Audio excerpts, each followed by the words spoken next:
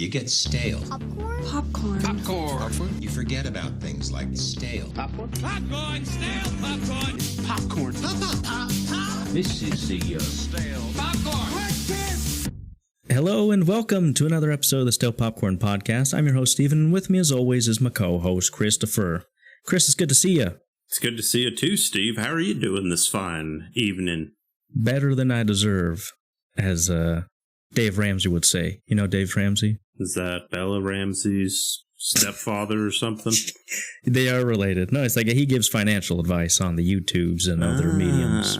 Anyway, I did want to give a shout out real quick. On Spotify, you're able to go and leave some comments on our podcast. And I want to give a shout out to one Shadow Wave on Spotify. He always leaves some good remarks, some good feedback on our episodes. So thanks for listening, Shadow Wave. I like your name. Yeah. I like your hair.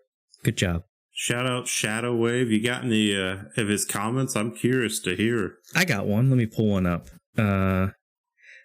He left one from when the movie The Watchers we did a couple days ago. It says, spaced out for a second, and your description went from thriller about getting lost in the woods to pixies and fairies. What a trip. Glad to hear things are going well for the Shyamalan clan, though.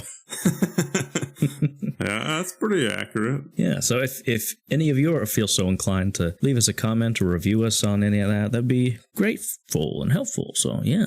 Anyway. Yeah, I'm very grateful. Shout out Shadow Wave. What a name. Chris, you got any news for us this week? Oh boy, do I got news. I got lots of news. Call me Newsies, New York, New Hampshire, New Boys.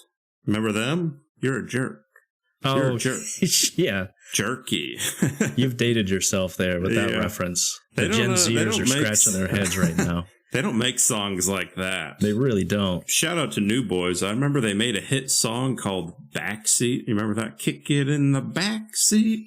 It sounds vaguely familiar, yeah. Yeah, and the music video is a car that was just like a 2-passenger car dancing around. I was like, do they not understand this car has no backseat? Or maybe it's deeper. Maybe it's ironic, a deep song. Yeah, all right. Well, I got one for you.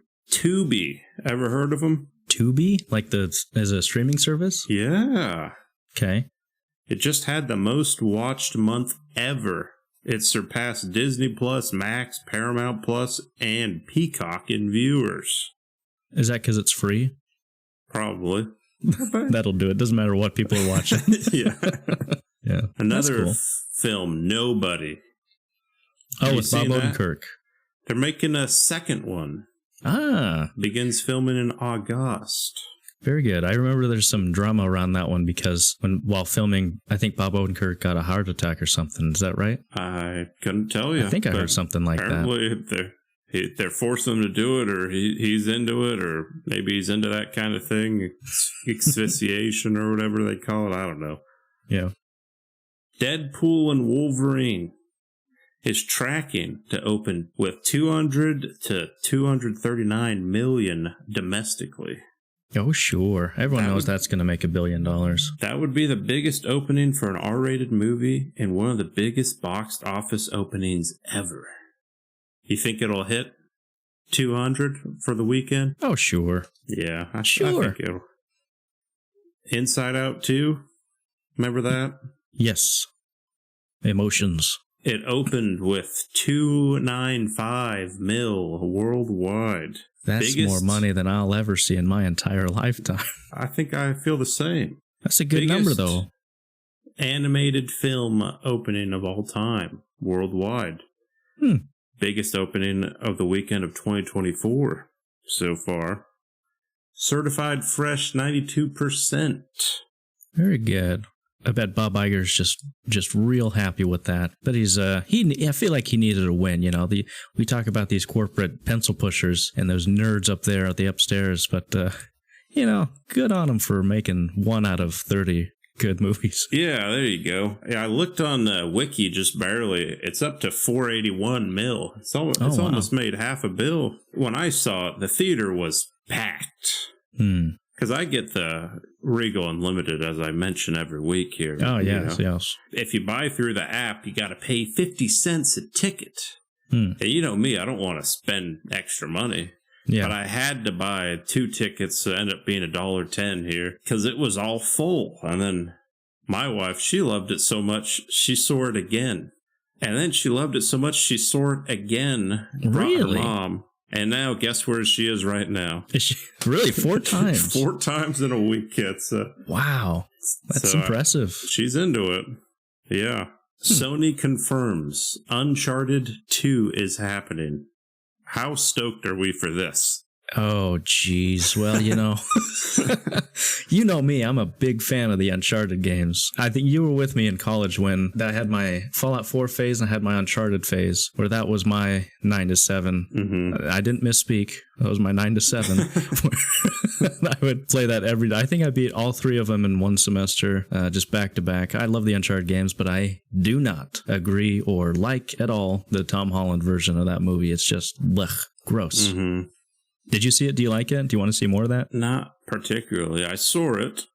It's kind of like the Tomb Raider movie that came out. Yeah. I'm like, I've seen worse, but... You know what's better than both of those? Nathan Fillion did a fan film a couple years back. Have you seen that? No.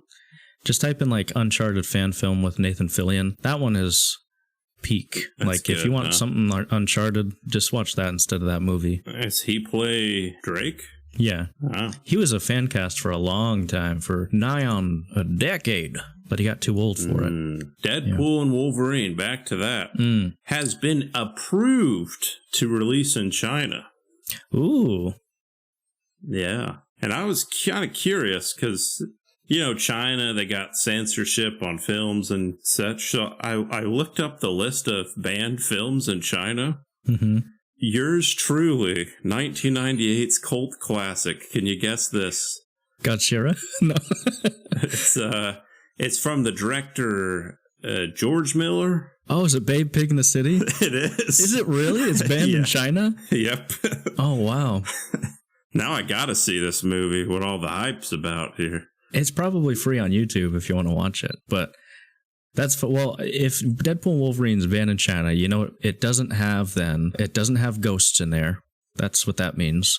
Mm-hmm.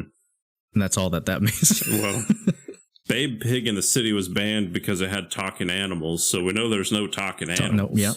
Spoiler really? alert. No talking animals in China? Maybe that's a little too close to Animal Farm. Ever heard of it? Yeah. Can't be having pigs walking around on 2 legs talking. Yeah. Then people start to talk. Mm-hmm. Lethal Weapon 5 is moving forward with Mel Gibson set to direct. Now, Chris, I thought they already made that on It's Always Sunny in Philadelphia. Yeah, I know. I'll be honest, those are the only Lethal Weapons I've seen so far, but I like those. Spaceballs 2 is in the works with Mel Brooks and Josh Gad. Did you see that as a kid? Is that one of those where if you see it as a kid, you like it, but as an adult, you have Probably. no... Yeah. I saw it as a kid, thought it was fun, but I haven't seen it in 15 years. You seen it? I have seen it. I don't have much love for that movie, only because when I saw it, I had to go, I was probably like 7 or 8, and my mom made me go to the sleepover to this neighborhood kid that I didn't like. And he put on that movie, and just the whole night is so uncomfortable because I didn't want to be there. So I just associate that movie with just uncomfortableness. So I don't like it. So you're not going to go to the theaters 4 times to watch Spaceballs 2? Heavens, no. I didn't even know Mel Brooks was still kicking it. Something I thought he died 10 years ago. Yeah. He's got to be like I didn't know he's still alive 85 either, or something. Yeah. Remember Baby Reindeer? The show we've mentioned a few times? Yes. Netflix allegedly requested that, quote, "this is a true story" statement to be added to Baby Reindeer, despite Richard Gad expressing concern about presenting it like that. Have you heard about the drama with Baby Reindeer? I have not. My wife talked to me a little bit about it, that show, but as she was explaining it, I was like, I don't know if I I don't know if I... Yeah. well, let me do what she could not and sure. Just beat it in your skull. Okay. So basically the show is about a man, comedian, and he's got a stalker that stalks, harass, real creepy stalker, you know?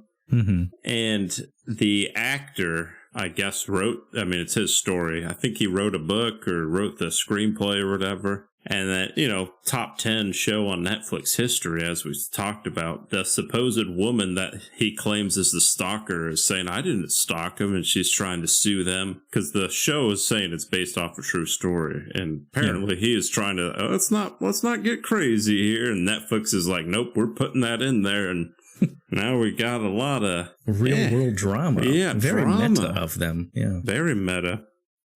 The budget for the Russo brothers and Netflix's The Electric State is reportedly $300 million. Why? That's a lot of money. That is a lot. It's starring hit actors Millie Bobby Brown. Sure. Because it's Netflix. Mm-hmm. Chris Pratt. Ki He Kwan. I'll give you that one. Giancarlo Esposito. Oh, so close. Anthony Mackie and Brian Cox. Okay. I recognized a few of those. I think I knew everyone except the old Ki Hu Kwan. Yeah. Which... Is he from Squid Game? I was gonna take a guess it was Shogun, but it sounds like he sounds a little Korean. You know what? I'm gonna look it up right now, but... Doesn't that just sound like the most Netflix original movie cast? Yeah. Oh, it's Dr. Jones. I don't know if I can say that quote, but it's him. Everything, everyone. Yeah. Everything, everywhere at once. That's cool. What a diverse cast. Yeah. Got all kinds of ages and backgrounds. I like it. Big budget, nice money laundering. Yeah. Donald Sutherland. R.I.P. R.I.P. Passed away at the age of 88. Yes. Younger audiences might know him from the Hunger Games. Yeah. President Snow. Yeah. President Snow. I think my first interaction or knowledge of him was from Invasion of the Body Snatchers. Is he Kiefer's daddy? Or? He is Kiefer's daddy, yeah. Kiefer from 24? Yep. Designated survivor, yeah. Like father, like son. Very much so. Netflix will begin selling their very own popcorn for $4.49 per bag. Oh, geez. Well, why? Could they not? I don't know. Will they mail it to the people's houses or? Maybe it's a subscription service. A bag of popcorn for $4.99? Yeah, $4.99. You know you can get 12 of those for You have to eat the bag, mail the bag back, and they'll fill the bag with more popcorn, seal it, send it back. Oh, jeez. Netflix. Come on now. Oscar Isaac and Carey Mulligan will star as a couple in Beef Season 2. Oh, now I remember Beef Season 1. I liked it a lot. I did too. But are they just doing the same thing with different people? Yeah. I did like in Beef Season 1, there was, I don't know if you noticed, all of the music used in that was used by like 90s Asian American kind of artists. But yeah, I liked Beef Season 1 a lot. I'm kind of sad that they're not continuing their story because it was really good. I am too. I mean, I guess the second season's better than nothing. Yeah. Apparently, originally, it was envisioned to be Jake Gyllenhaal and Anne Hathaway, but it didn't work out. They had their time in the sun with Love and Other Drugs, so. Yeah. Lionsgate will not pay for the marketing cost of Megalopolis. Remember that film we talked about a few weeks back? I do remember. I think it's getting a bunch of organic marketing with people talking about how crappy it is. Like so us. They got that covered. I told you how Francis Ford Coppola is expected to provide 15 to 20 mil in marketing himself. And he's already spent 120 mil on the budget. But Lionsgate will distribute it on more than 1,500 screens, and some theaters will have hired actors ask Adam Driver's characters questions through the screen. Oh, okay. Boy, do I want that to be in my theater. He's going to have to do some grassroots marketing, like he's going to have to be on like TikTok and do a little TikTok dance. Yeah. Viral marketing there. I would love to see an 80-odd-some-year-old man do a watch my movie, please.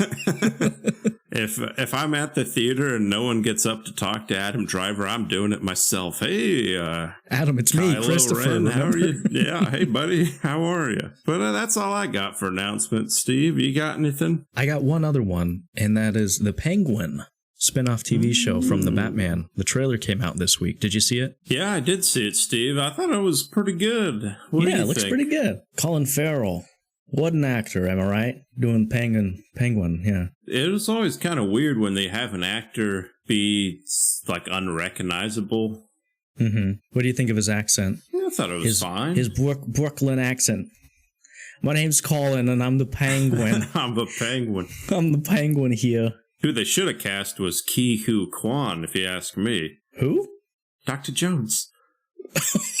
Sure. Yeah, no, I like his accent. There was something weird, though, I noticed in that trailer where it looked like they had a weird lens on the camera or something. Like there's like a focus, kind of like a, not fisheye lens, but everything was like circularly focused. I don't know, stylistic, but it looked kind of weird. Distracted me a little bit. I don't know about you, but no, it looks good. I like Colin Farrell talking like I'm the green guy from Yoshi Masters. Yeah, it was pretty good. Was that the How I Met Your Mother? Or am I crazy? Yes, good eye, Brian. That's her. Thank you. Christine something. Maybe if we do a pod, I'll watch it. It's kind of like Peacemaker. You ever see that? No. It's one of those I hear it's good, but I just have never got around to it. What I like about this one is like it just seems like supplemental material where it's kind of like I feel like you won't need to watch this in order to understand the Batman Part 2, as opposed to like whatever MCU's doing where it's like, oh, you missed Miss Marvel. This next movie's not going to make any sense then. You know what I mean? I know exactly what you mean. If that's all the movie news you got, Chris, I got a question for you. And that question is, what you been watching this week? I seen a film called Hitman. Yes, here we go. Let's dive into it. Spoilers abound, because it's been out for like 3 weeks. Yeah, it's been out a couple weeks. I thought it was... Yeah, I mean, I definitely didn't see the little twists at the end, you know? It wasn't really... I don't know how I feel about it, I'll be honest. Like, it wasn't bad. Yeah. It's not what I thought it would be. I thought it'd be like a fun little comedy, but yeah, it gets kind of dark at the end, and I'm like, well, I didn't see that coming. I don't hate it. Yeah, I'd give it like a 3.5, maybe 3, something more in there. Sure. How about you? I like the first half. You had me at the first half, not gonna lie. Mm-hmm, yeah. But what really irks me and what really upsets me is this quote, and we talked about Netflix loves their quote based on a true story. This is really based on a guy named Gary Johnson who dressed up like, various people to sleuth out people who are going to call hitmen on their loved ones or whoever. And he'd call the cops on them, get them arrested, whatnot. That's the true story part. Yeah. But they took some of the biggest creative liberties I've ever seen in a movie. Let's make this guy a murderer. Right? Like, they besmirched the name of a good man, a presumably good man. And it just, I've never seen a movie, one of those based on, well, maybe those Conjuring movies took more creative liberty, but yeah. But this one, it's like, he's a good guy, falls in love with some lady who wanted to have a hitman kill her husband. And at the end, he just kills a guy. And the real Gary Johnson didn't do that. No, that we know of. Maybe they got the secret tapes or something. Yeah. You seen The Strangers? The one with Liv Tyler? Yeah. Is that based on a true story? So supposedly it's based on a true story, but the true story part was when the director was like 10 or something and they were at like a house in the woods, like a cabin or something. Someone knocked on the door and they opened it and no one was there. And he's like, all right, I got based off of true stories. Yeah. And that's how the movie, like, oh, someone knocks. Yeah, no, most based on true stories, who are sent around like a specific person, they make the person look better than they are kind of in real life. Mm-hmm. Your buddy, P.T. Barnum, The Greatest Showman, that based on a true story, they made him look like a saint, where in reality the guy's a total trash person. This one, I feel like they made the real life person look worse. Yeah. They made him look like a murderer who's totally okay with putting a bag over a man's head and making out with a broad right next to a dead body, because that's what happened in the movie.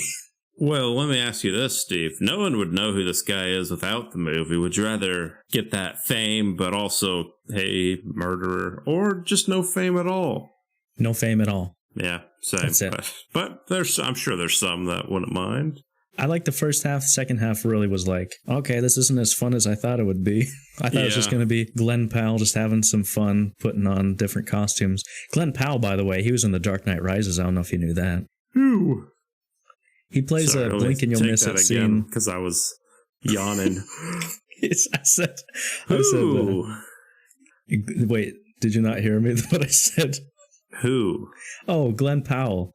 Glenn Powell's in The Dark Knight Rises. Yeah, who does he play? Oh, he's in The Dark Knight Rises. Oh, who? I'm just kidding. You freaking idiot. I'm just yanking your chain. Yeah, you're yanking it hard and not soft. You got to be delicate here. Remember when Bane goes to the stock market and he's like, "Hey guys, I'm Bane. I'm in the stock market now." The darkness was the stock's ally. The stock market's not your ally. No, he plays. Glenn Powell plays one of the guys who's in the stock market. He's like, "Hey, there's no money here," and Bane's like, "Okay, sorry, my mistake." He's one of those guys. Interesting. Conclusion: I give Hitman like a 2. Oh wow. Yeah. You were telling me it wasn't bad last week, and I was thinking it was like a 3 or 3.5. I'd give it like a 3. Maybe. I'll say 3. Sure. Well, you been watching anything else? No, besides the movies we were talking about later. My wife just texted me from the theater. Hopefully Fourth time's a charm. Fourth time. She says it's full again, and it's 9:30. Oh, wow. On a Friday night. How many kids can be there? I think people are just enthralled. It's the Inside Out mania. Apparently, yeah. You watch anything this week, Steve? No, I mean, we had some homework ahead of us for this week. If we can just dive right into what we're talking about this week, I guess. So next week, we have A Quiet Place Day 1 coming out. And so we wanted to revisit A Quiet Place universe, talk about Quiet Place Part 1 and Part 2. So that's what we're going to get into. We're going to just dive into it because they're, I don't know how many years old, 4 years old now at this point. Yeah, I think the first one came out like 2017. Oh, really? It's been a while. Oh, wow. I remember the second one came out during COVID. First one was 2018. So I guess it's been 6 years. Yeah. What did you think of the film, Steve? Well, Chris, I gotta say, I really liked both of them. I think it's a good time scaring movie. And you'd seen both before, I take it? Yeah. For some reason, I remembered the first one a lot more fondly than the other one. Yeah, both really solid movies. I liked both of them a lot. I think this is John Krasinski's first directorial debut movie. Yeah, was The Quiet Place Part 1. Good job, John. Good job. Not only can he make stupid faces at the camera, he can direct really well. So good on him. If we're talking about the first one, I think the best scene in that first one is the very first scene when they're at the grocery store and everything's super quiet and spoiler alert, their kid dies and stuff. Tension build up, super good, loved it, and has a good just punctuation mark at the end. Like this is what we're doing. This is where we're living. This is how we're doing this now. My name's John Krasinski. You don't really see kids die that often. Mm-hmm. He just gets murdered 3 minutes in the movie. Oh, wow. All right. We're doing this here. Yeah. I agree. I liked them both. I'd seen the first one. I've probably seen it 3-4 times by now. Mm-hmm. And it's enjoyable. I really like the deaf perception. Like when they switch it to oh, here's the deaf perspective where it's silent and she can't hear anything, but you can see things going on in the background. Yeah. And then switching back. I like the music. It's got a nice little... Yeah. Good soundtrack. Nice soundtrack there. It's very tense. It's I wouldn't really... Would you consider this a horror film? I think it's more of a thriller. There's jump scares and whatever, but I feel like it's more of a thriller than a horror. Yeah, I wouldn't say it's a horror film, but I'm I was more on edge in this than I am on a horror film normally. I don't really get scared anymore. But this one is get anxious. Even though I know what's going to happen, I'm just how's it going to be here? Oh, you knew what was going to happen the whole time? Basically, yeah. Well, what would you say is your favorite part in the Quiet Place Part 1? First one, it's just a quiet place, first of all. Stop calling it Part 1. Oh, is it really not Part 1 and Part 2? Well, I think the second one's just called Part 2, but I think the first one's just a quiet place. Interesting. All right. Let's see. Favorite scene? Well, it's real emotional when Jim dies, Yeah. Yeah. I don't know if that's my favorite, but you feel for the man and the makes us feel things. Yeah, it's real mosh. Mosh. I like the action parts, obviously. So maybe wife steps on the nail, then you got she drops something and all these creatures are in, and next thing you know, she's got a baby, and that's all fun and games to me. Yeah, that nail man, I tell you, that was scarier than any of the monsters IMO. Oh, yeah, that was hard to see, hard to watch. Yeah, so I guess Goods, it sets up a pretty unique, interesting world to live in, and I think they do interesting stuff with the sound design, and they got some good tension in there. You know what I do have? Oh, let me guess. Does it rhyme with alms for the poor? Yeah, yes, it does. I just got a couple of them here. I have in my notes, it says, why they no live by river. Yeah, why? Well, I feel like you can make something that's like a constant loud noise. Yeah. I guess when you initially do it, monsters might come and murder you. But yeah, every time I see that, I'm like, yeah, why not be by a loud place or a river or something? I don't know. I guess they have their house and all that there with their crops and all that. Yeah. Another qualm I had, it's really directed towards John Krasinski and Emily Blunt. My question for them is, what were you thinking having a kid? Yeah, how does that? What was going through your mind, John? I mean, come on now. I don't know, man. I assume it wasn't planned, but wasn't a great idea, I dare say. It's an awful one. Makes me feel rotten. I got a qualm for you. Sure. Now, you're a father. I am. You have a wife. Mm-hmm. You have a child. Mm-hmm. Now, if you were in a post-apocalyptic world and you had 3 kids and you have to be silent or else a monster will kill you, yada yada. Like, why would the 2 parents be in the very front and leave all the kids walking behind them? Like, especially the youngest kid. Yeah. Like, he's like a 5-year-old? He's like 3 or 4, yeah. 4? Young. Like, young why boy. why would he be in the back? It doesn't make sense. You would have an adult in front and an adult in back. It's just like common sense. That's just, The nail, going back to the nail, mm-hmm. The mom never even warns the people about the nail. Like, she's walking down, make sure I don't step on it again. But then all the kids are coming down. I didn't see her signal or anything like, hey, watch out for this nail that just punctured me. Hope you got your tetanus shot, Yeah, negligent. Also, how much quieter is it to walk on bare feet than shoes, would you say? That's true, because they got the sand. Yeah. They got the sand, bro. They got the sand.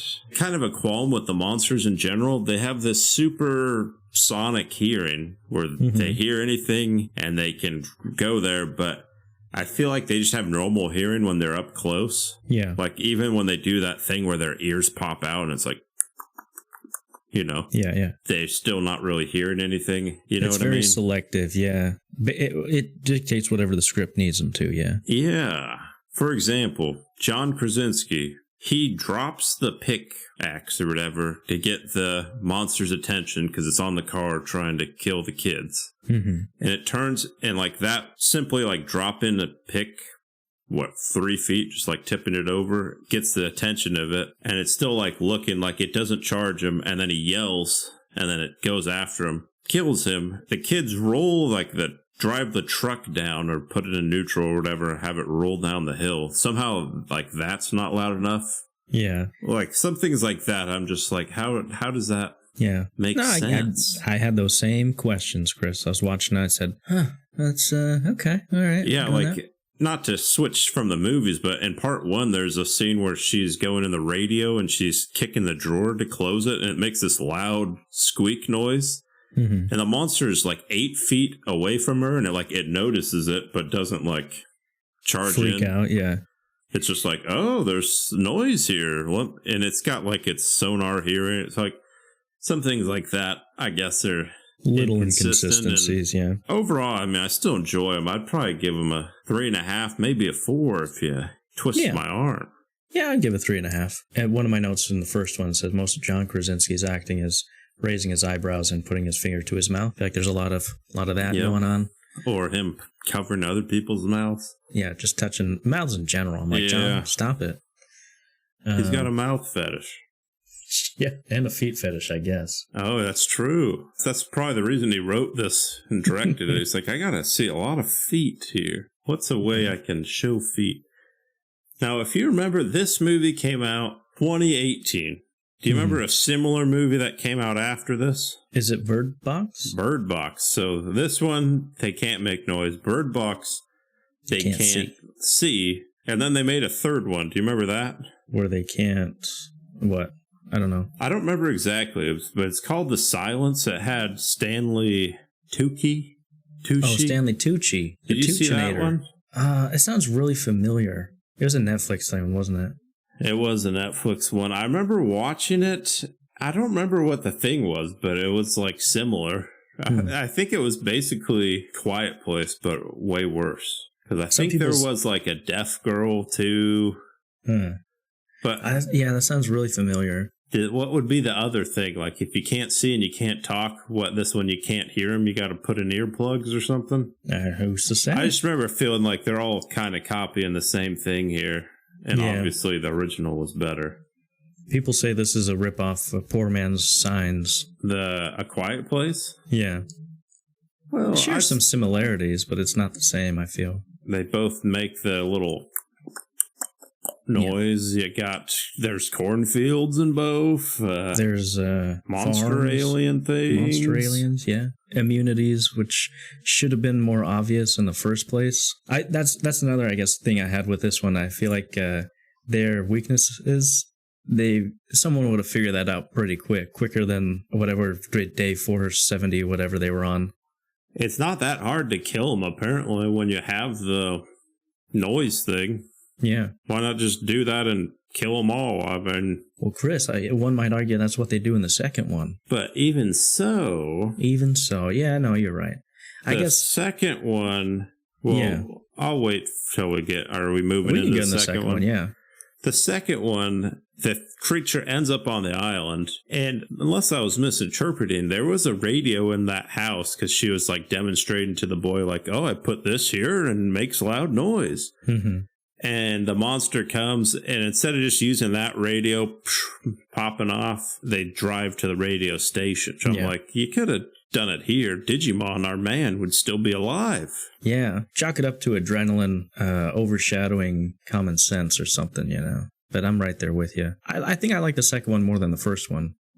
Me too, actually. It's got two winners, absolute winners, in the form of our boy, the man, the myth, good friend of the show, Digimon Hansu.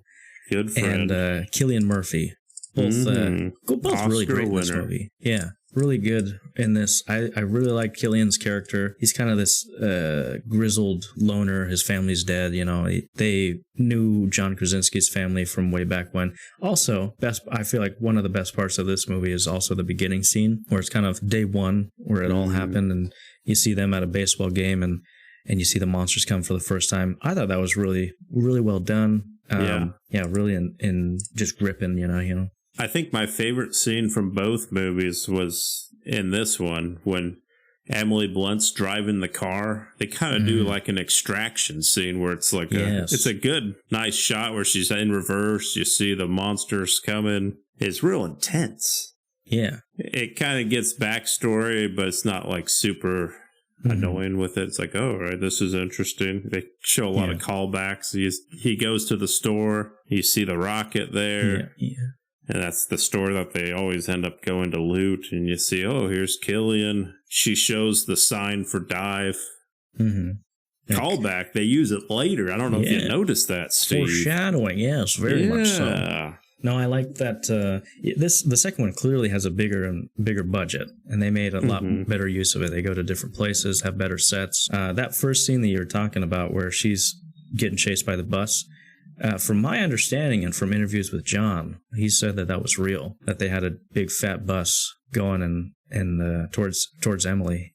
He said, let's just try it. Let's just try it with Emily in the car and see what happens, No training beforehand. I was kidding. Yeah. But that was real. That bus sequence, that one take. But nice. Yeah, another thing I like that it expanded on the different people in this world, because Cillian Murphy says, he's like, there's nobody out there worth saving, because everyone else out there is just kind of gross, It's what The Walking Dead started to be, where the people in the post-apocalyptic world are, just scavengers and disgusting people. And I like that aspect of it.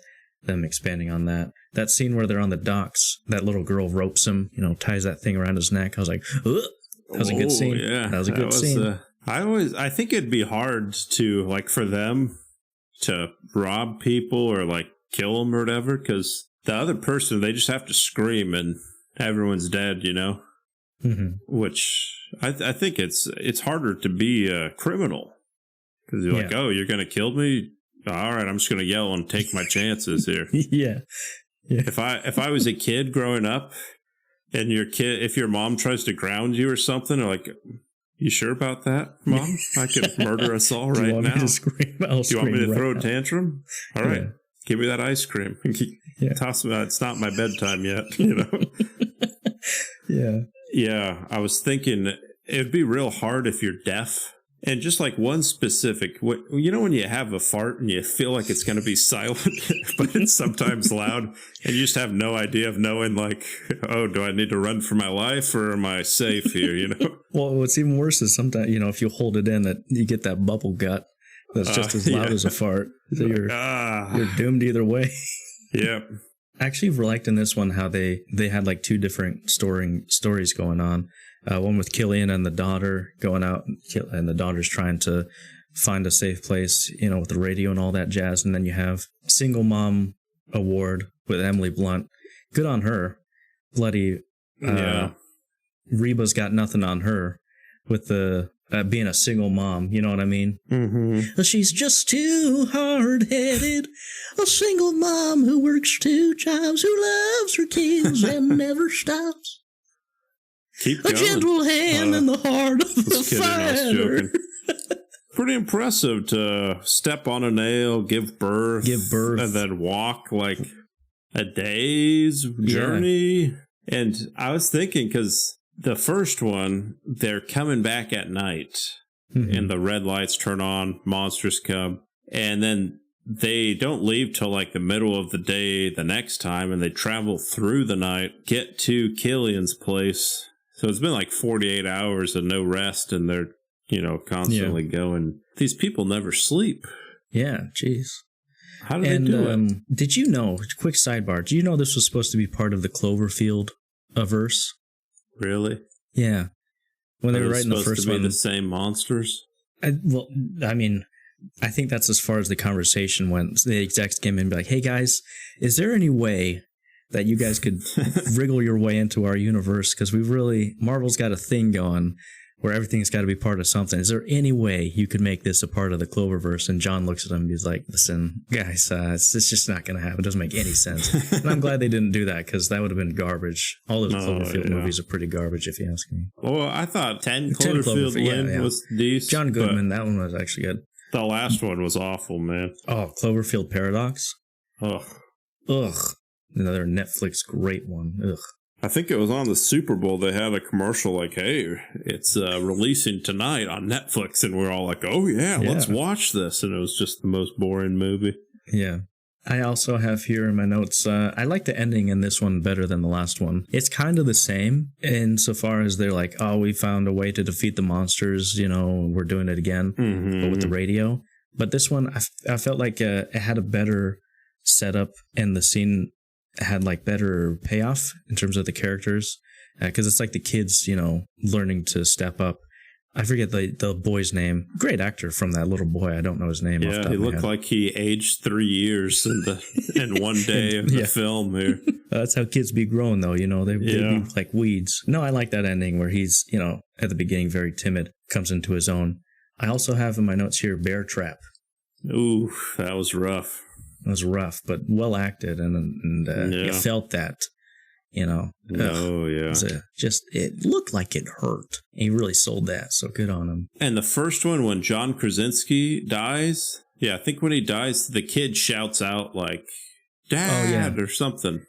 Yeah. But when his little brother dies, apparently they were all silent because no one else died here. Mm-hmm. Kind of also, messed up. Now that you brought that up, when the little boy yells Dad, why isn't the monster's like 3 feet from him? Yeah. He's on the car. Wasn't the monster just... That's why, I don't understand. It doesn't go to the loudest, but sometimes it does. And yeah. I'll still give it a pass. It's a good fun time. Good date flick. Yeah. You just got to look past those. I think I like the second one more because there's more action. It's more, there's more storylines. Because the first Digimon's got Killian. Is good. It's kind of slow. If you already know what's going to happen, so you're like, all right, well, now she's folding laundry. Oh, he's walking. There's river. There's fish. Like all this stuff. Maybe it's because I don't remember this one as much because I think I only seen it the one time. But I feel like there's more constant action. It starts off with them. They kill one of them, and then they're journeying along. They run into evil people, more monsters. Yeah. Also, in the first one, it ends so they kill one, and there's 3 in the area, and it shows like 2 of them running towards them, and then it ends. This next one starts off from there, but they don't kill the other 2. So, like, they just didn't find. Maybe the other 2 got distracted or something. I don't know. All right. I don't know. There's some things like that. But yeah. Overall, I think I'd give this a 4 just because I think it's slightly better than the first. I do like this universe a lot. I like that it's not attached to anything else. And I think what they're doing in this next one, I'm really excited to see, is that it's not a continuation of this story. It's a prequel. Ugh. But and you know me, I'm not a huge fan of prequels, but this one, it tells it from a different perspective on how it first started, so I'm hopeful. And it's got our boy. I do like that it's Digimon. Mm-hmm. Yeah, I don't mind that it's different people. The prequel, I just never as excited. But I'm still excited for the film, but not as much as I could be. Yeah. Well, it remains to be seen, literally. Yes. Well, I think that's all I got. If you haven't seen these movies, I'm sure it's just sounded like a bunch of nonsense of us speaking. But if you listen this far to us watching, good job. I guess. It's a good flick. Go check it out. It's not super scary. It's a real thriller. Mm-hmm. Good date flick. Good first date movie. Yeah. Testing the waters. Date. Yeah. Thanks for listening, and let us know what we should review next. Yes. Rate, comment, subscribe, tell your neighbor, tell your son, tell your daughter, tell your granddaughter. Priest and confession. Yeah, tell your priest. Do whatever it takes. Thanks for listening, and talk to you next week. Right, bye. Popcorn. This is the